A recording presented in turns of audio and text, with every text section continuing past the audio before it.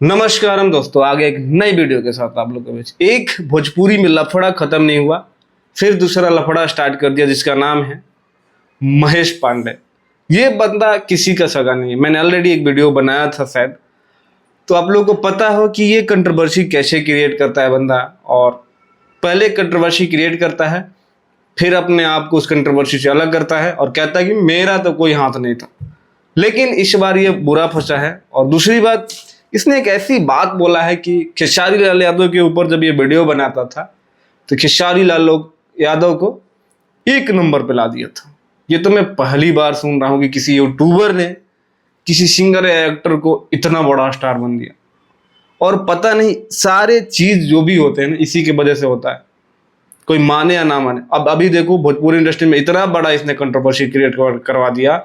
जो पवन खेसारी को मिलाए थे रवि किशन और उन लोगों से प्रोमिस करवाए थे कि आज के बाद तुम दोनों आपस में नहीं लड़ोगे, उनके बातों को उन लोगों ने ताक पे रख के फिर से आपस में कंट्रोवर्सी कर लिया।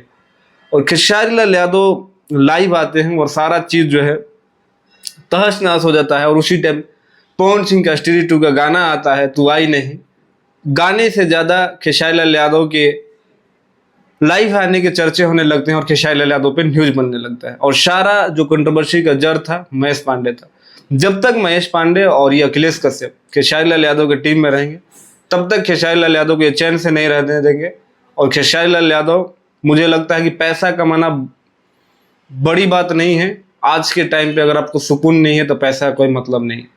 खेसारी लाल यादव जी, आप थोड़ा सीखिए, समझिए छोटी छोटी बातों को। और विवाद करना अच्छी बात नहीं है, क्योंकि उससे क्या होता है कि भोजपुरी इंडस्ट्री सिमट कर रह जाएगी। छोटे छोटे सिंगरों के गाना नहीं चलते, अच्छे अच्छे गाना बनाते हैं पैसा लगा के, और उनका गाना फ्लॉप हो जाता है। तो आप इस चीज को खासा ध्यान रखिए।